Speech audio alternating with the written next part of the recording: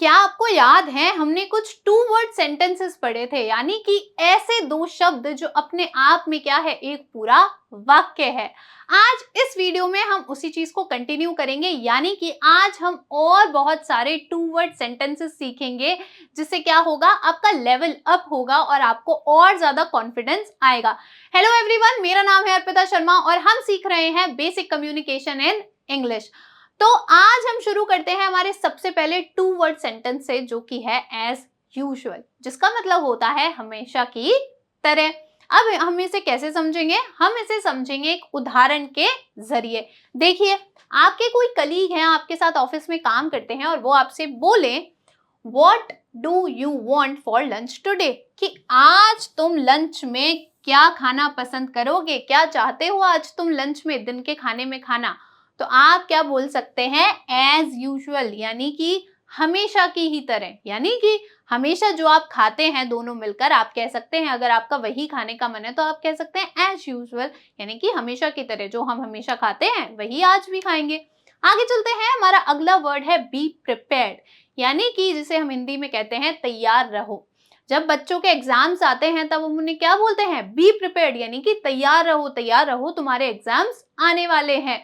तो इसे एक और उदाहरण से समझते हैं। देखिए, कोई आपसे बोले I have my exams next month, कि मेरे अगले महीने क्या है, परीक्षा शुरू होने वाली है, या फिर अगले महीने मेरी परीक्षा है। तो आप उन्हें क्या बोलेंगे मोटिवेट करने के लिए? आप उनसे कहेंगे बी प्रिपेयर्ड, यानी कि तैयार रहो या तैयार हो जाओ, मतलब कि तैयार रहो, तुम्हारे एग्जाम्स आने वाले हैं, अच्छे से पढ़ाई करो। आगे चलते हैं, हमारा अगला वर्ड है सी यू, यानी कि फिर मिलते हैं। जब कोई जा रहा होता है आपसे मिलने के बाद, तो आप उन्हें क्या कह सकते हैं? आप उन्हें कह सकते हैं सी यू, यानी कि फिर मिलते हैं। आप बोलेंगे बाय सी यू, यानी कि फिर मिलते हैं। एग्जाम्पल से समझते हैं। देखिए, आपके कोवर्कर हैं, आपके साथ काम करते हैं और उनके जाने का समय हो गया ऑफिस से, तो वो क्या आपको बोल रहे हैं? आई एम लीविंग नाउ, कि अब मैं जा रहा हूं, अब मैं जा रहा हूं। तो आप उन्हें क्या बोलेंगे? सी यू, यानी कि फिर मिलते हैं। आगे चलते हैं, हमारा अगला वर्ड है गो अहेड, यानी कि आगे बढ़ो। जब आपको किसी को मोटिवेट करना हो या प्रोत्साहन देना हो, तब आप इस वर्ड का यूज कर सकते हैं, यानी कि आगे बढ़ो और काम करो। या फिर कोई आपसे परमिशन ले रहा हो कि क्या मैं इस काम को शुरू कर दूं, तब भी आप बोल सकते हैं गो अहेड, यानी कि आगे बढ़ो। उदाहरण से समझते हैं। देखिए, कोई आपसे बोले कैन आई स्टार्ट, क्या मैं शुरू करूं। मान लीजिए आप शॉपिंग पर गए हैं, है ना, और जो शॉपकीपर है वो क्या चाह रहा है? आपको सामान दिखाना चाह रहा है। तो वो आपसे पूछे कैन आई स्टार्ट, कि क्या मैं शुरू कर सकता हूँ सामान दिखाना, तो आप क्या बोलेंगे? गो अहेड, यानी कि आगे बढ़ो, सामान दिखाओ। आगे चलते हैं, हमारा अगला वर्ड है स्टे या कीप फोकस्ड।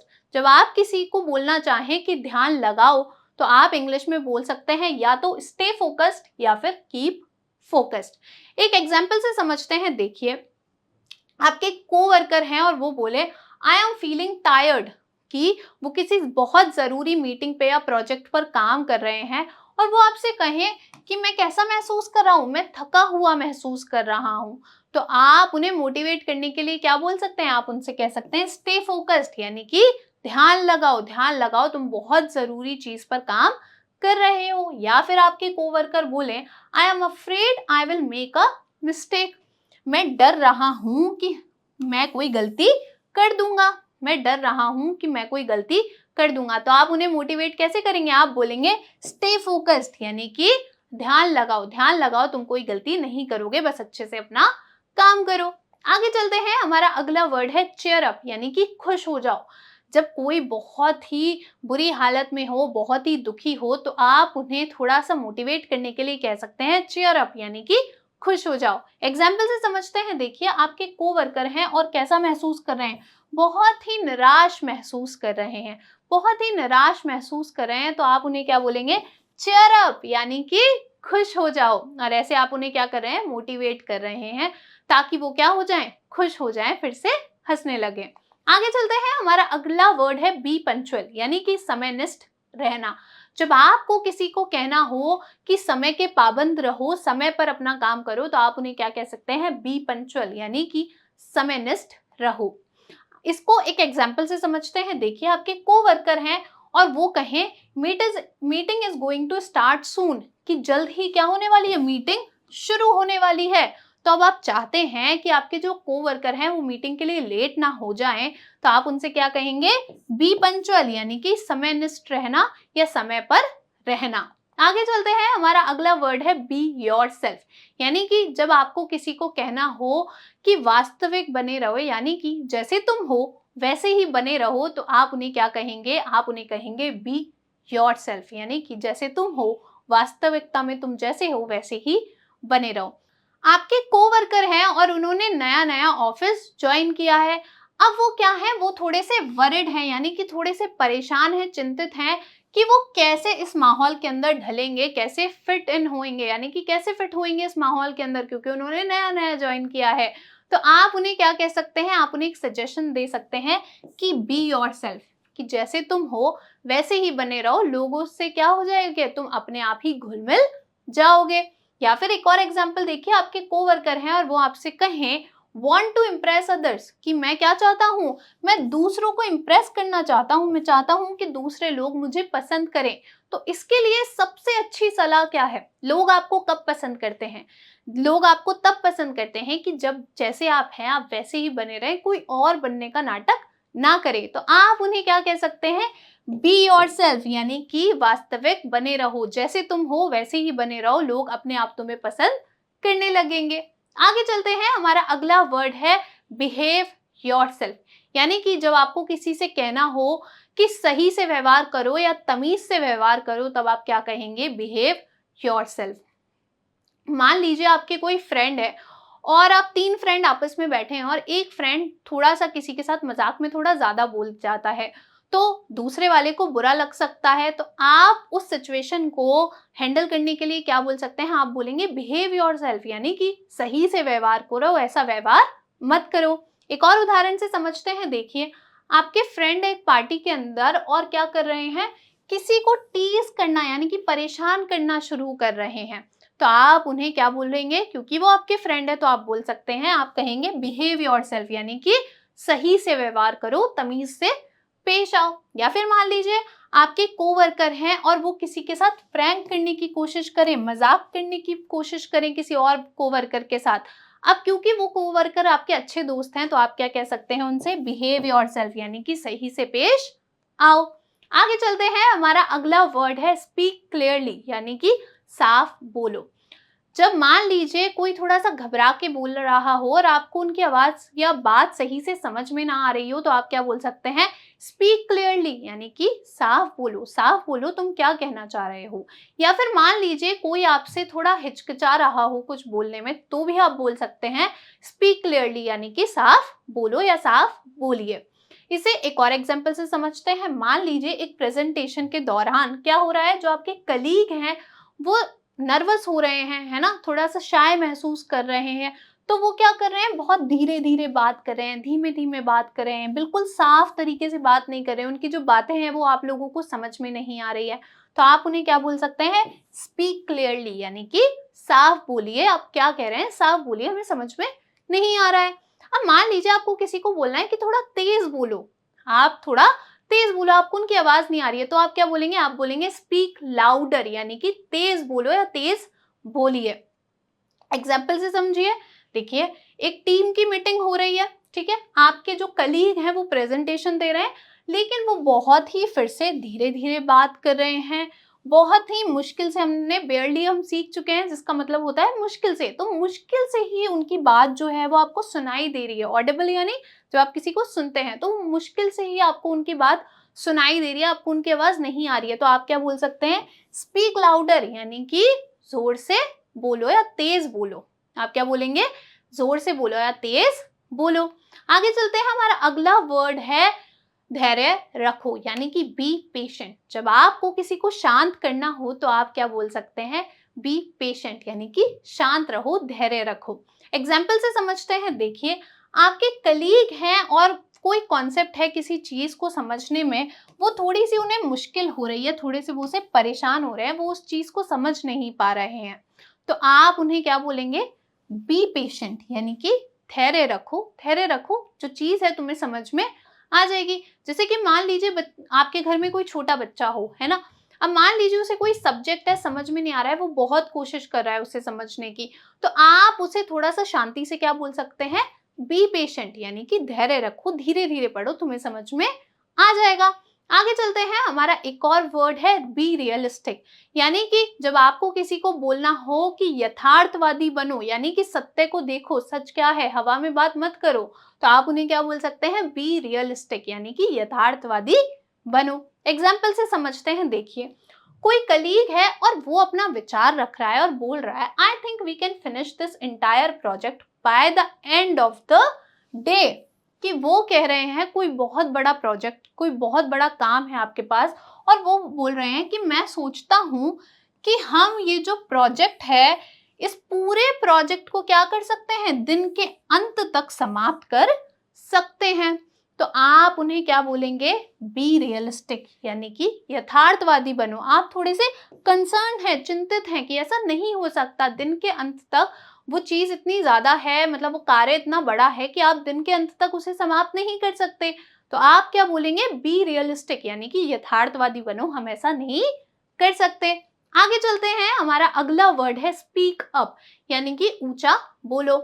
मान लीजिए आप फोन पे किसी से बात कर रहे हैं और फोन पे बात करते करते उनकी आवाज काफी कट रही है, तो आप उन्हें क्या बोल सकते हैं, स्पीक अप, कि प्लीज स्पीक अप, प्लीज थोड़ा ऊंचा बोलिए। जैसे कि मान लीजिए you are talking to a friend on a call and he is not audible, कि आप अपने किसी दोस्त से फोन पर बात कर रहे हैं और वो आपको सुनाई नहीं दे रहा है, उनकी आवाज आपको नहीं आ रही है, तो आप उनसे क्या बोलेंगे, स्पीक अप, यानी कि ऊंचा बोलो, ऊंचा बोलो। आगे चलते हैं, हमारा अगला वर्ड है फिक्स्ड आवर। आपने सुना होगा, अगर आप किसी इंटरव्यू में गए हैं कभी जॉब के लिए, तो आपने सुना होगा जो भी आपके इंटरव्यू लेते हैं वो आपसे पूछते हैं कि आप कौन से बेसिस पे काम करना चाहेंगे, यानी कि आप फिक्स्ड आवर पे काम करना चाहेंगे, आप कितने घंटे काम करना चाहेंगे। तो पहला होता है फिक्स्ड आवर, यानी कि निर्धारित घंटे। मान लीजिए आपने बोला कि मैं रोज के 2 से 3 घंटे दूंगा, या फिर मैं रोज के 3 घंटे काम करूंगा, तो ये 3 घंटे आपके क्या हो गए, फिक्स्ड आवर हो गए, यानी कि निर्धारित घंटे हो गए, आप इतने ही घंटे काम करेंगे। एग्जाम्पल से समझते हैं, मान लीजिए आपने नई नई कोई कंपनी ज्वाइन की और वहां पे आपके जो कोवर्कर हैं वो आपसे पूछे फ्लेक्सिबल शेड्यूल, यानी कि फ्लेक्सिबल होता है जब आप अपनी इच्छा से जो समय है उसको बदल सकते हैं। मान लीजिए कभी आप 1 घंटा जा रहे हैं, कभी आप 1 घंटा जा रहे हैं, कभी आप 2 घंटा जा रहे हैं और कभी आप 3 घंटा जा रहे हैं, तो ये क्या हो गया, ये फ्लेक्सिबल शेड्यूल हो गया, यानी कि क्या है कि आप अपनी इच्छा से इसको बदल रहे हैं। तो कोवर्कर आपसे पूछ रहा है 2 वर्ड में कि फ्लेक्सिबल शेड्यूल, एंड में क्वेश्चन मार्क है, यानी कि वो सवाल कर रहे हैं कि फ्लेक्सिबल शेड्यूल पे हैं आप समय बदल सकते हैं। तो अगर आप नहीं हैं, आप निर्धारित घंटे पे हैं, तो आप क्या बोल सकते हैं, फिक्स्ड आवर्स, यानी कि निर्धारित घंटे, यानी कि मैं निर्धारित घंटे पे यहाँ पे काम के लिए हूँ। अब मान लीजिए आप निर्धारित घंटे ना होकर थोड़े ही देर के लिए वहां पे काम पे जाते हैं। मान लीजिए आप रोज के 2 घंटे काम पे जाते हैं, मान लीजिए जो ऑफिस है वो 9 घंटे चलता है और आप रोज के सिर्फ 2 या 3 घंटे काम पर जाते हैं, तो यानी कि आधा समय हो गया, पार्ट टाइम, थोड़े समय के लिए आप काम पे जा रहे हैं, तो उसे हम क्या बोलते हैं, उसे हम बोलते हैं पार्ट टाइम, यानी कि थोड़े समय के लिए। या मान लीजिए फिर से आपका कोई कोवर्कर है, वो आपसे पूछे फुल टाइम रोल, यानी कि क्या तुम यहाँ पे पूरे समय के लिए हो, पूरे समय यानी कि 9 घंटे चल रहा है ऑफिस, तो आपसे पूछे कि क्या तुम यहाँ पे 9 घंटे के लिए काम कर रहे हो, फुल टाइम के लिए हो, तो अगर आप फुल टाइम के लिए नहीं है तो आप क्या बोलेंगे, नो, नहीं, पार्ट टाइम, मैं किसके लिए हूँ, बस थोड़े समय के लिए ही हूँ, यानी कि मैं थोड़े समय के लिए ही आता हूँ ऑफिस, 2 या 3 घंटे। आगे चलते हैं, हमारा अगला वर्ड है फुल टाइम, यानी कि पूर्ण समय। जब मान लीजिए ऑफिस 9 घंटे चलता है और आप भी ऑफिस 9 ही घंटे जा रहे हैं, तो ये क्या हो गया, फुल टाइम दे रहे हैं आप अपना, जितना घंटे ऑफिस चल रहा है उतना ही घंटे आप भी अपना समय दे रहे हैं, तो वो क्या कहलाएगा, फुल टाइम कहलाएगा, यानी कि पूर्ण समय। एग्जाम्पल से समझिए, फिर से आपके कोई कोवर्कर हैं, वो आपसे पूछे फिक्स्ड आवर्स, यानी कि निर्धारित घंटे पे आप यहाँ पे काम कर रहे हैं, तो अगर आप नहीं कर रहे हैं तो आप क्या बोलेंगे, फुल टाइम, कि नहीं, मैं यहाँ कहे हूँ फुल टाइम पर हूँ, यानी कि पूर्ण समय के लिए हूँ, पूरे समय ही मैं यहाँ काम करूंगा। अब यहाँ पे पूर्ण समय का मतलब दिन के 24 घंटे नहीं है, यहाँ पे मतलब है जितनी देर भी वो काम चल रहा है, ऑफिस चल रहा है या कहीं भी आप हैं जहाँ पे पूरे घंटे वो जो चीज चल रही है उस समय आप वहां पर मौजूद है, तो वो क्या बन जाएगा, फुल टाइम बन जाएगा।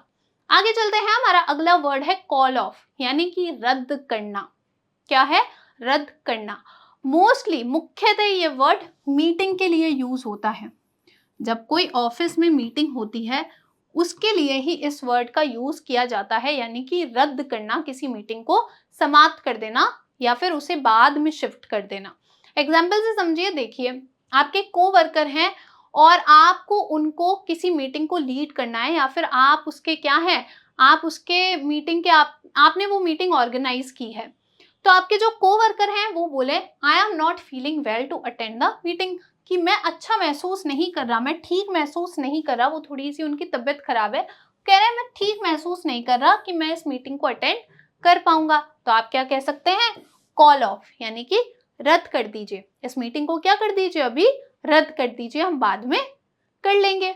आगे चलते हैं, हमारा अगला वर्ड है कीप स्माइलिंग, यानी कि जब कोई बहुत ज्यादा निराश हो, बहुत मुश्किल समय में हो और आप उन्हें थोड़ा सा खुश करना चाहें और थोड़ा सा प्रोत्साहन देना चाहें, मोटिवेट करना चाहें, तो आप क्या कह सकते हैं, कीप स्माइलिंग, यानी कि मुस्कुराते रहो। एग्जाम्पल देखिए, कोई स्ट्रेसफुल, कोई बहुत ही तकलीफ वाली या परेशानी वाली, जिसमें बहुत आपका दिमाग क्या है, आपके सर में दर्द हो रहा है, ऐसी कोई सिचुएशन चल रही है, ऐसी कोई परिस्थिति चल रही है किसी के साथ, ठीक है, तो आप उन्हें क्या बोल सकते हैं, कीप स्माइलिंग, कि मुस्कुराते रहो। ये क्या है, ये बुरा समय है, एक टाइम के बाद तो बुरा समय निकल ही जाता है, अभी आप क्या कीजिए, आप अभी मुस्कुराते रहिए, मतलब मुस्कुराते मुस्कुराते इस सिचुएशन, कोई जो परिस्थिति है इसका सामना कीजिए। आगे चलते हैं, हमारा अगला वर्ड है स्टे काम या कीप काम। क्या है, स्टे काम या कीप काम, इसका मतलब होता है शांत रहो। फिर से, अगर कोई स्ट्रेसफुल सिचुएशन में है, किसी तकलीफ वाली परिस्थिति में है, बहुत परेशान हो रहा है किसी चीज को लेकर, तो आप उन्हें शांत रहने के लिए कह सकते हैं कीप काम या स्टे काम। एग्जाम्पल से समझते हैं, देखिए आपके कोवर्कर हैं और वो कहें I am really worried about this project deadline, कि मैं बहुत ज्यादा चिंतित हूँ, ये जो प्रोजेक्ट की अंतिम तारीख मिली है उसे लेकर मैं बहुत ज्यादा परेशान हूँ, ये जो अंतिम तारीख मिली है इस प्रोजेक्ट को लेकर।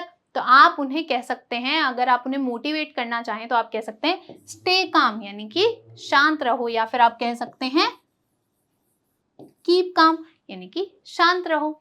आगे चलते हैं, हमारा अगला वर्ड है दैट्स राइट, यानी कि ये सही है। जब आपको किसी चीज के लिए कहना हो कि ये सही है, ये बिल्कुल सही है, तो आप क्या कह सकते हैं, दैट्स राइट, ये सही है।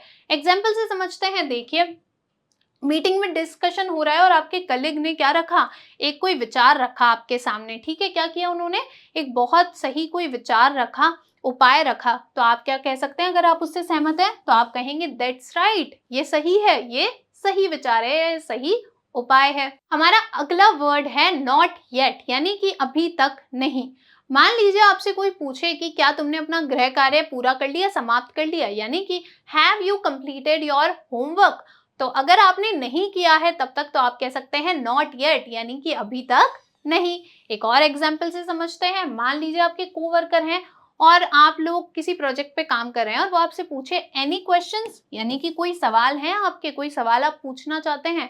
अब तब अगर आपके पास कोई सवाल नहीं है, आप उनसे कुछ नहीं पूछना चाहते, तो आप क्या बोलेंगे, नॉट येट, यानी कि अभी तक तो नहीं, यानी कि अभी नहीं, अभी तो मेरे पास कोई भी सवाल नहीं है। आगे चलते हैं, हमारा अगला वर्ड है मे बी लेटर, यानी कि शायद बाद में। आपको ध्यान होगा ये हम वन वर्ड सेंटेंसेस में पढ़ चुके हैं, मे बी भी और लेटर भी। तो आप देख रहे हैं कि हम वन वर्ड सेंटेंस को दो शब्द बनाकर भी टू वर्ड सेंटेंस बना सकते हैं, जैसे कि हमने मे बी ले लिया और लेटर ले लिया, और ये क्या बन गया, शायद बाद में। इसे कैसे यूज कर सकते हैं, आइए देखते हैं। जैसे आपके कोवर्कर हैं और वो आपसे पूछे any ideas for the project, आप किसी प्रोजेक्ट पे काम कर रहे हैं और वो आपसे पूछें कि प्रोजेक्ट के लिए कोई विचार है तुम्हारे पास। अगर आपके पास नहीं है लेकिन आपको लगता है कि बाद में आप आराम से सोच के जवाब देंगे, तो आप कह सकते हैं मे बी लेटर, शायद बाद में, यानी कि शायद बाद में मैं तुम्हें कोई विचार दूंगा। या फिर आप कह सकते हैं, हमने पहले वर्ड पढ़ा नॉट येट, यानी कि अभी तक तो नहीं, अभी तक तो नहीं, मे बी लेटर, शायद बाद में, यानी कि अभी तक नहीं, शायद बाद में, यानी कि बाद में कोई विचार आ जाए तो मैं आपको बता दूंगा। तो यहाँ पे हमने बहुत सारे टू वर्ड सेंटेंसेस सीखे। आई होप आपने बहुत सारे new word, two word sentences सीखे होंगे। अब मेरे पास आपको इन वर्ड्स को रिवाइज करने के लिए और अच्छे से याद करने के लिए एक छोटी सी एक्सरसाइज है, जो कि है आपको क्या करना है, यहाँ पे आपको कुछ वाक्य दिए गए हैं और यहाँ पे आपको ऑप्शंस दिए गए हैं। 2 ऑप्शन आपके पास हैं। आपको बस ये करना है, इस वाक्य के लिए सही ऑप्शन क्या है वो आपको चुनना है। इन वाक्यों की हिंदी में आपको बता देती हूँ। हमारा पहला सेंटेंस है, hey there, how is your day going. कोई आपसे पूछे कि हेलो, तुम्हारा दिन कैसा जा रहा है, तो आपके ऑप्शन से आप क्या कह सकते हैं, एज यूजुअल, हमेशा की तरह, या फिर आप कहेंगे एनीथिंग एल्स, और कुछ। अब आपको क्या करना है, आपको कमेंट सेक्शन में बताना है कि इसका जवाब क्या होना चाहिए, ए या बी। हमारा दूसरा सेंटेंस है, देखिए आपसे कोई बोले, your friend is making noise in the library. आपके जो फ्रेंड हैं वो लाइब्रेरी में क्या कर रहे हो, शोर मचा रहे हो, तो आप उनसे क्या कहेंगे। आपके ऑप्शन है, पहला बी प्रिपेयर्ड, तैयार रहो, या फिर दूसरा बिहेव योरसेल्फ, सही से पेश आओ या तमीज से पेश आओ। हमारा तीसरा सेंटेंस है, आपसे कोई बोले, are you going for a meeting, क्या तुम मीटिंग के लिए जा रहे हो। आपका ऑप्शन पहला है पार्ट टाइम, यानी कि थोड़े समय के लिए। दूसरा है दैट्स राइट, यानी कि ये सही है। चौथा सेंटेंस है, have you completed your work. कोई आपसे बोले, क्या तुम अपना काम पूरा कर चुके हो, तो आप क्या बोलकर अपना जवाब देंगे। पहला आपका ऑप्शन है नॉट येट, यानी कि अभी तक नहीं। दूसरा है बी पंचुअल, यानी कि समयनिष्ठ रहो। आगे हमारा फिफ्थ सेंटेंस है, आपके जो फ्रेंड है वो आपसे बोले, I am going to Jaipur for 3 days, मैं 3 दिनों के लिए जयपुर जा रहा हूं, तो आप उनसे क्या कहेंगे। ऑप्शन ए सी यू, फिर मिलते हैं, या फिर बी स्टे फोकस्ड, यानी कि ध्यान लगाओ। हमारा सिक्स सेंटेंस है, आपके जो फ्रेंड है वो आपसे कहें, I did not perform well in my examination, कि मेरी जो परीक्षा थी उसके अंदर मैंने अच्छा परफॉर्म नहीं किया, मतलब मैंने अच्छा नहीं दिया अपना एग्जाम, तो आप उनसे क्या कहेंगे। आपका ऑप्शन ए है बी योरसेल्फ, यानी कि जैसे तुम हो वैसे बने रहो, वास्तविक बने रहो, या फिर बी चेयर अप, यानी कि खुश हो जाओ, कोई बात नहीं, हो गया तो हो गया, अभी क्या हो जाओ, अभी खुश हो जाओ। आगे चलते हैं, हमारा अगला 7th सेंटेंस है, आपसे कोई बोल रहा है, someone speaking in a very low pitch voice, कि कोई इंसान क्या है बहुत ही धीमी धीमी आवाज में बोल रहा है, जो आपको समझ नहीं आ रहा है, सुनाई नहीं दे रहा है, तो आप उनसे क्या बोलेंगे। ऑप्शन ए बी पेशेंट, धैर्य रखो। ऑप्शन बी स्पीक लाउडर, तेज बोलो। हमारा 8वां सेंटेंस है, कोई आपसे बोले, I M anxious about my presentation, मैं क्या हूं, एंग्शियस यानी कि चिंतित हूं, मैं चिंतित हूं किसको लेकर, अपनी प्रेजेंटेशन को लेकर, तो आप उनसे क्या कहेंगे। ऑप्शन ए स्टे काम, शांत हो जाओ, या फिर नॉट येट, अभी तक नहीं। हमारा अगला सेंटेंस वाक्य है, would you like to have cup of coffee now, कि अब तुम क्या एक कॉफी लेना पसंद करोगे, कप ऑफ कॉफी लेना पसंद करोगे। आपके ऑप्शन ए है फर्स्ट स्टे फोकस्ड, आप उनसे कहेंगे कि ध्यान लगाओ। Option B maybe later, शायद बाद में। हमारा आखिरी और 10th सेंटेंस है, आपके जो फ्रेंड है वो बोले, I want to start a new business, मैं एक नया व्यापार शुरू करना चाहता हूं, तो आप उनसे क्या कहेंगे। ऑप्शन ए गो अहेड, आगे बढ़ो, या फिर ऑप्शन बी सी यू, फिर मिलते हैं। मैं आशा करती हूं आप इन 10 वाक्यों यानी कि सेंटेंस का जवाब जरूर कमेंट बॉक्स में लिखेंगे और आपको ये जो वीडियो है वो बहुत ज्यादा यूजफुल भी लगा होगा। मैं आपसे मिलूंगी नेक्स्ट वीडियो में, तब तक थैंक यू।